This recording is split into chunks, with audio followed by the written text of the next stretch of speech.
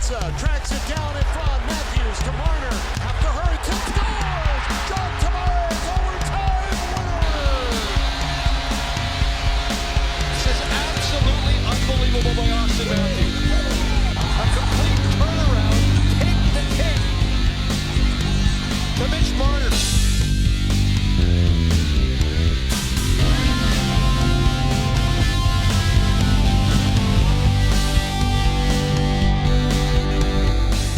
Hi, everyone, and welcome to this edition of From the Booth. I'm John Bartlett alongside Greg Millen. Today, we talk about hockey in California with our good friend, the TV play-by-play voice of the San Jose Sharks, Randy Hahn. Yeah, and you and I know, John, what a wonderful place it is to call a game in San Jose. The fans are electric, and that whole area is really taken to hockey. He's an Edmonton, Alberta native and now finds his home on the West Coast. Randy Hahn. Randy, it's strange times in California right now because you seem to be the master dog walker, cupcake deliverer. You've got everything going on these days right now, don't you? Yeah, I've got a little bit of everything. My girlfriend owns a cupcake shop. It's called Frost Cupcake Factory. In fact, she won Cupcake Wars on the Food Network a number of years ago, which kind of launched her from a tiny little startup shop into something somewhat bigger than that. And under the California guidelines of who can stay open and can't, because she provides food on a pickup and delivery basis only, no sit-down tables, she's been allowed to stay open. And this week, being Easter week, people want special little treats to, entertain the kids and have some kind of a celebration on Sunday. So she's been really busy. And I'm the designated cupcake delivery guy. So it's absolutely hilarious. I've got this little, tiny little car with cupcake logos all over it. And I'm bombing around the San Jose area delivering cupcakes. So it's been kind of fun. Well, one other thing that you've been doing through all this that I think that's kind of cool is quarantining, as you call it. And you've been big at trying to support local restaurants with their takeout and delivery and posting it online. I think that's been kind of funny. What sort of prompted you to do all that?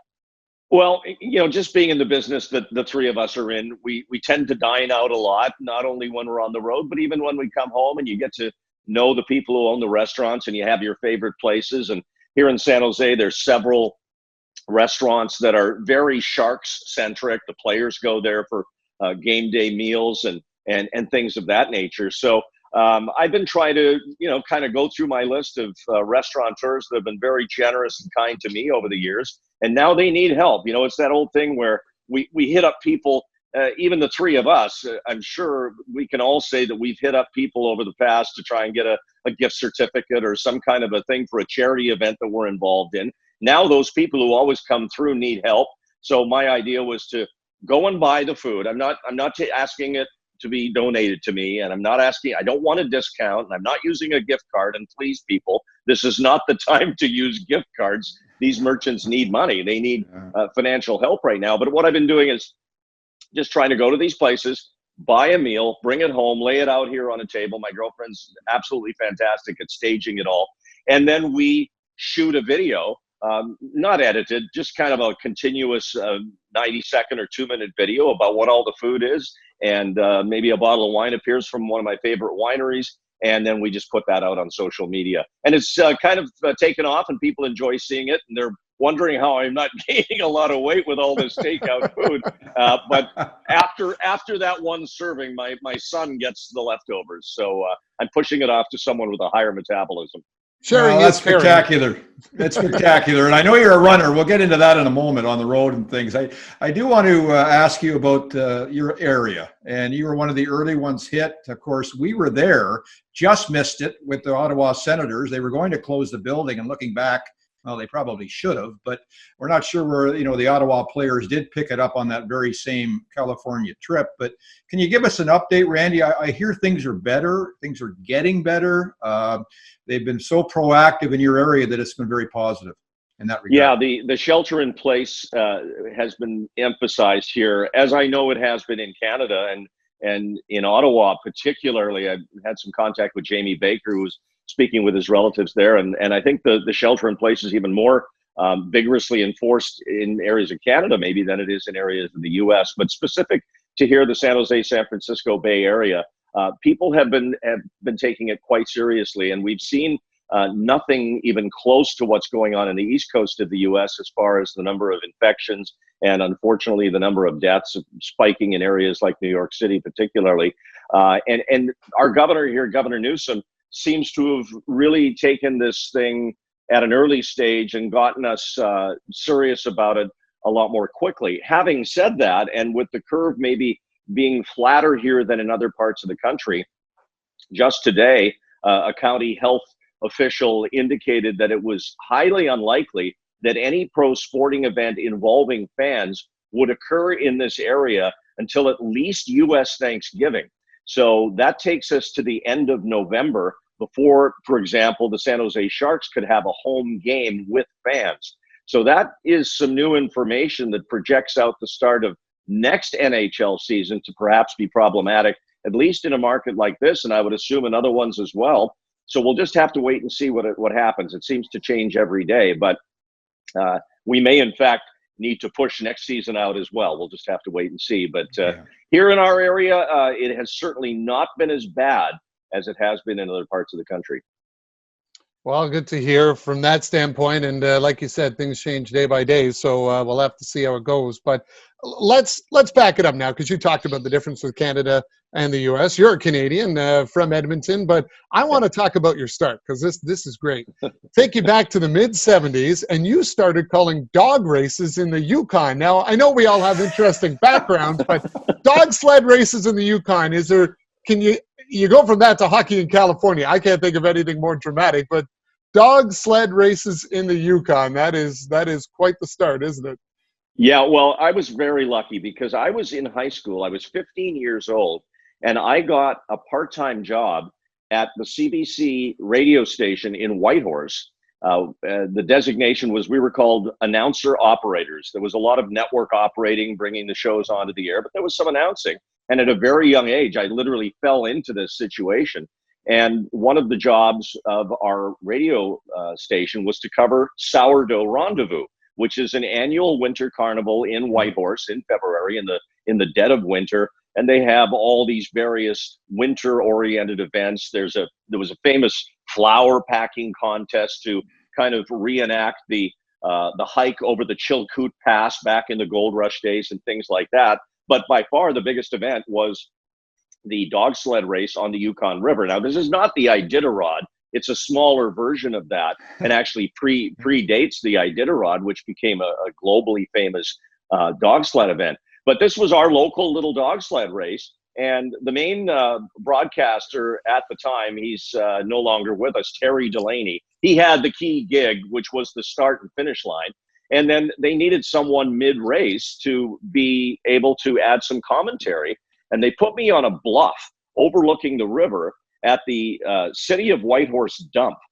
And there was an area right past the dump that was called Dandelion Heights, which sounds pretty nice considering it was next to the dump. So they stuck me up there, but they thought, I'm 15 years old. I'm going to need some guidance. I'm going to need a sidekick. So they put me with one of the First Nations chiefs at that time, George Van Bibber. And he was skilled in dogs, raising dogs and racing dogs. And they put him next to me, and we were all bundled up there with binoculars. And as the dog teams would come down the river, they would throw, let's go up to Dandelion Heights. Here's Randy Hahn and George Van Bibber. And we would add some commentary from there. I absolutely have no idea what I said. I had no tape of it, fortunately. But that was how I started. So it essentially was play-by-play of a dog sled race, or as Bob Miller, the Hall of Fame former play-by-play voice of the LA Kings, said, the paw by paw. Yes. And then fast forward, I mean, you get to Vancouver, you get to Edmonton. How did that all start in terms of your hockey play-by-play? Well, after that experience and then working at the CBC in Whitehorse, I actually met Bill Good. At that time, he went by Bill Good Jr. out of Vancouver. He was working for Hockey Night in Canada, and the Montreal Canadiens had won the Stanley Cup. We're talking mid-'70s, early 70s, and they had won the Stanley Cup that year, and they had accepted an invitation to the Whitehorse Senior Softball Tournament. So we had Larry Robinson, we had Yvonne Lambert, we had,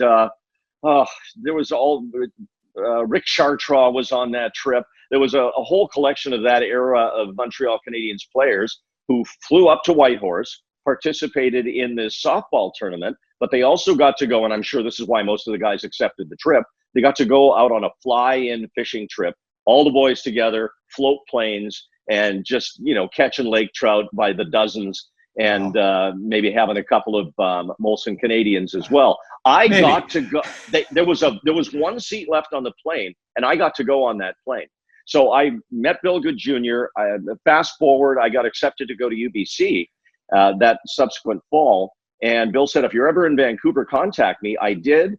And he ended up hooking me up with J. Paul McConnell, a well-known Vancouver radio personality at that time.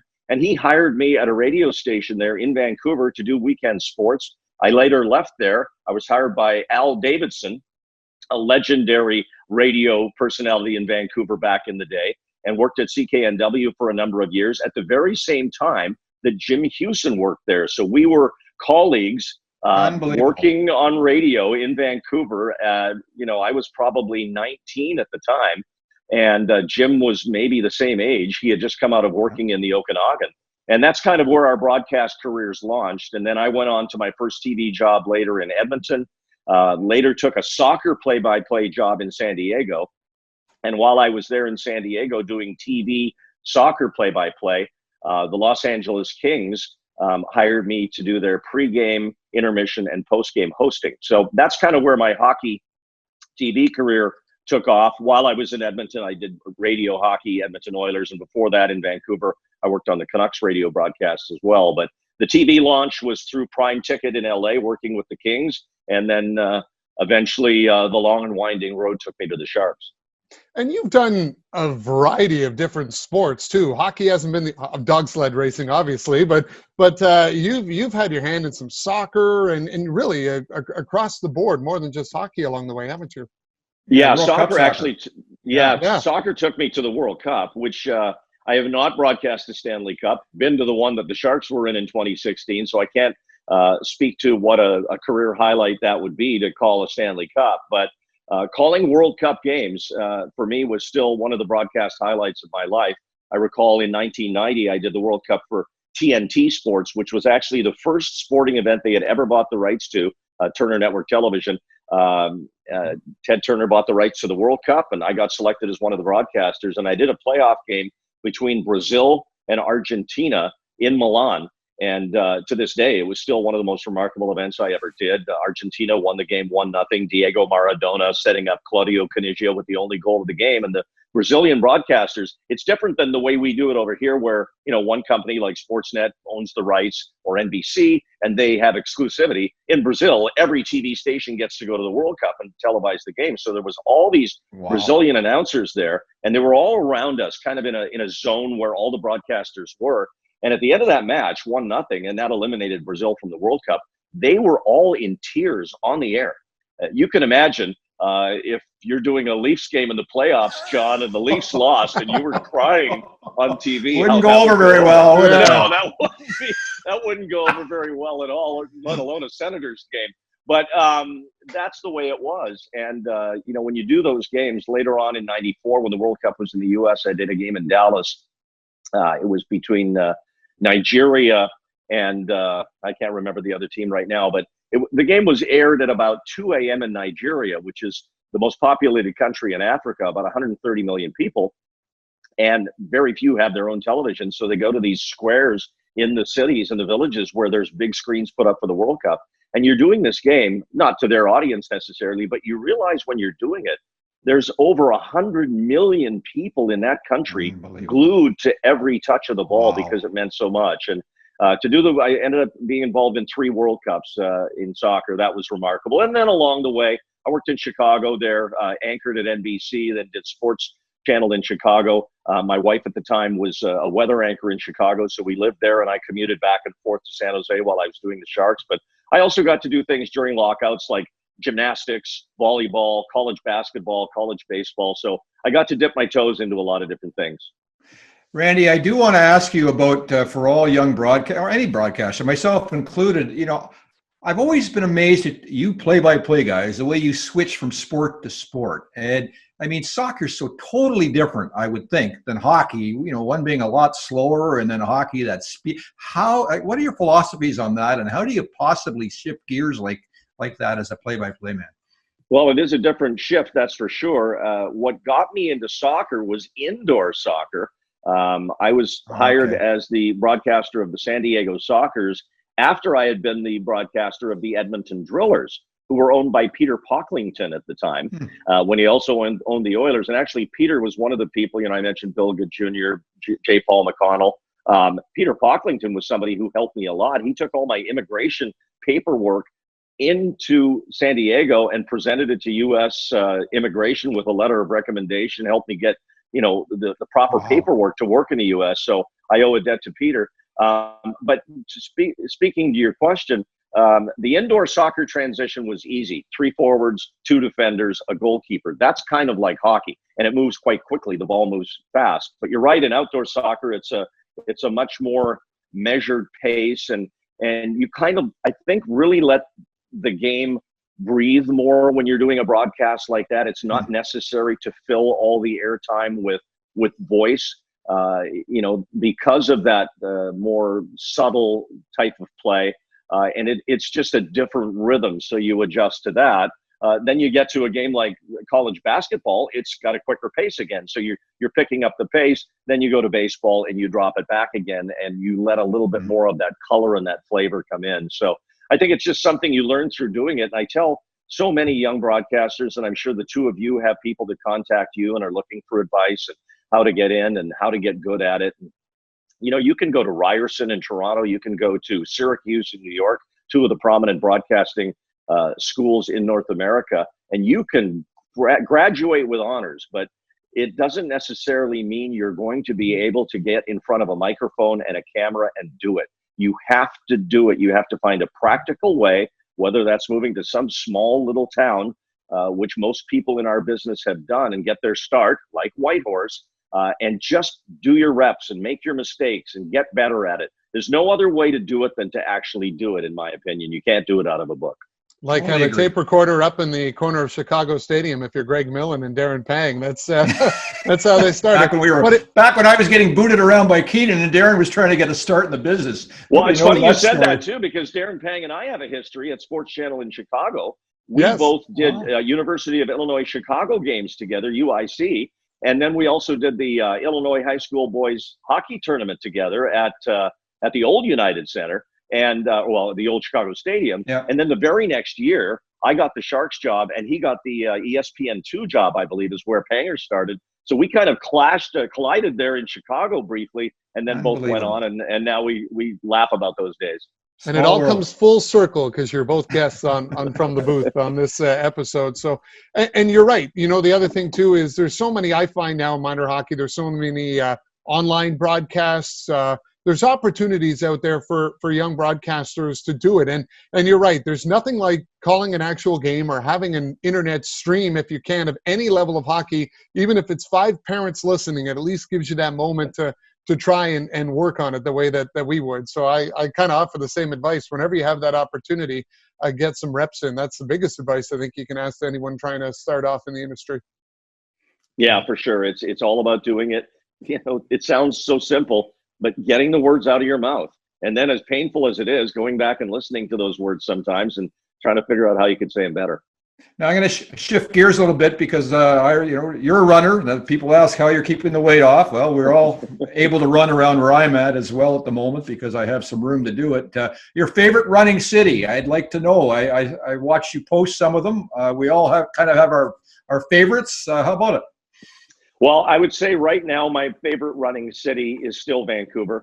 I always choose the Stanley Park seawall, rain or shine, and I gear up if it's raining a little bit. Sometimes when the last time I ran it this season, it had recently snowed, so there was snow on the trail, and part of it was blocked because of falling ice, and I had to go off the main path into the woods where there was more snow. But that is still, for me, one of the most scenic and pleasant runs that there is in all of the NHL. I just love that. In the warmer climes, I definitely love running in Tampa. We stay downtown right along the harbor there, where I'm sure most teams do. And then there's a long road that goes along the bay. And I love that run as well. You see manatees, you see all kinds of birds that are native to that area. And it's just always so pleasant and warm. I really love going on that run. And the one that I didn't know that I was going to love, because I'd never run it before, and this was my 29th year in the NHL, so I've been going to Montreal for almost 3 decades. I'd never been up Mount Royal, because when we're typically there, it's in February. So that's not an option to go running in Montreal in February unless you're crazy. So this year, for the first time that I can ever remember, we were in Montreal in October, and the weather was beautiful. And where we were staying, the Ritz, was about 3 blocks off the park. And one of the concierge guys there said, "Have you ever been up to the park?" And I said, "No." And he says, "Go do that. You'll like it." And it was absolutely fantastic. I love how Montrealers embrace those strolls like they do down at the river in Old Montreal when the weather's nice in the summer. And I've been there for that. But I'd never been up Mount Royal before. So that now, whenever weather permits, will be one of my go-tos for sure.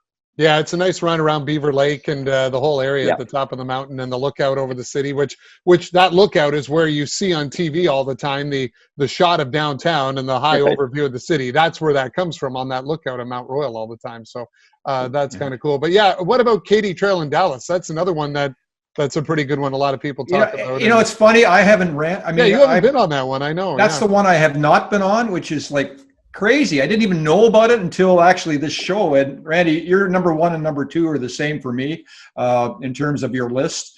But I got to do that one. I can't believe it. I have not. I've always been afraid of Dallas downtown and just sort of run around the hotel in the neighborhood a little bit, put my tail between my legs and got home in a hurry. So this is new to me.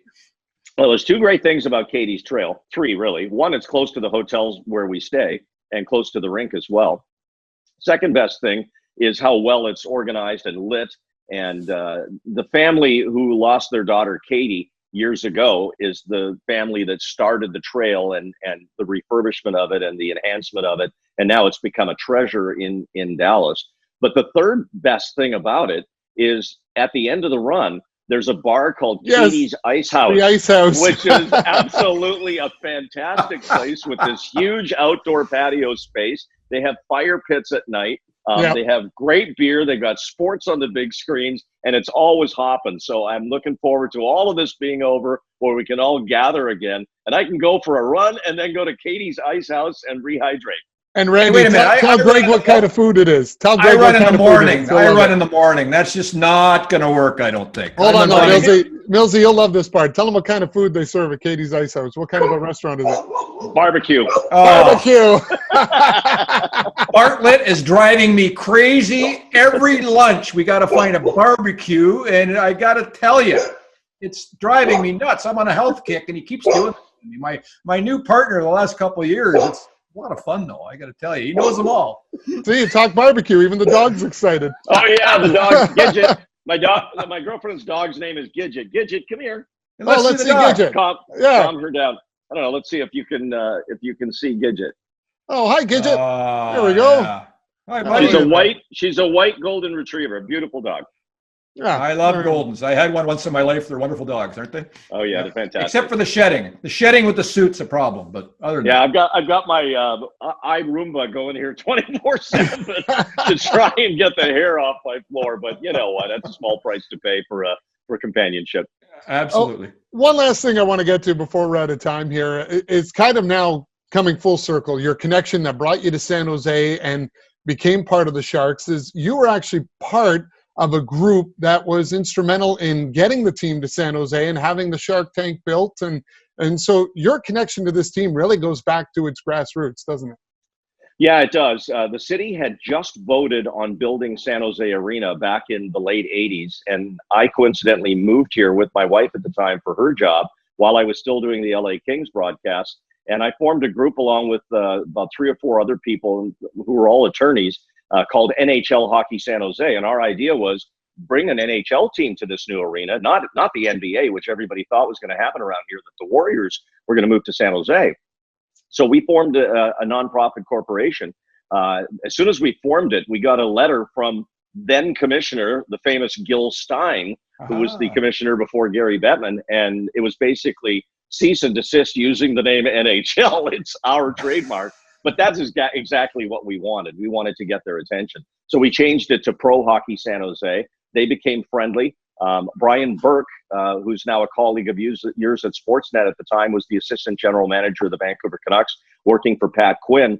And Brian took the lead on helping us with our organization to try and educate the city of San Jose on what having an NHL team would mean. He flew down here. The Canucks shared their business plan of how a hockey team works with a city with the mayor here in San Jose. And Brian was so helpful. And one day we got a call from a gentleman named Howard Baldwin, the former owner of the Hartford Whalers. And he said, I have an ownership group that's in place. Morris Bellsberg was his financial leader, the founder of Budget Rent-A-Car, a native of Calgary. And they were the initial ownership group of the San Jose Sharks and really got the thing going along with our help. And then at the last minute, there was a power play, and the Gund family came in from Minnesota. They sold the North Stars to Howard Baldwin. That was the trade-off. And then the Gund family ended up being the original owners of the franchise. But I luckily was involved in helping the thing come together, and then eventually was hired as the play-by-play announcer. And I'll tell you, still one of the most satisfying moments was in 1994 against Detroit, Game 7 at the old Joe Louis Arena. The Sharks, unbelievably, the 8th seed playing the number 1 seed Red Wings, and Ottawa native Jamie Baker scores the winning goal, and the Sharks eliminated the Red Wings and kind of shocked the hockey world. And a lot of personal satisfaction that night of thinking about something that was a dream and now calling Game 7 and a win. Wow, great story. Yeah, great story indeed. And so many stories we could pick up from there as well. And for some maybe that don't see the Sharks games as much out of market, your voice obviously familiar too if they've played the NHL 2K series, as you voiced that for a couple of years as well. But we'll have to save that story for next time, and a little more Shark talk as well. But Randy, this has been fun. Great to see you. You're looking good. You're obviously eating well with all the local restaurants. So keep that up, and keep supporting everyone. Stay safe and stay healthy. And great chatting with you, my friend. Great chatting with both of you, John and Greg. We recently saw one another along the trail, and I look forward to us being able to do what we do and for the fans to be able to enjoy what they enjoy very soon again. Yeah, well said, Randy, and thank you. Back on the running trail for both of you before you know it.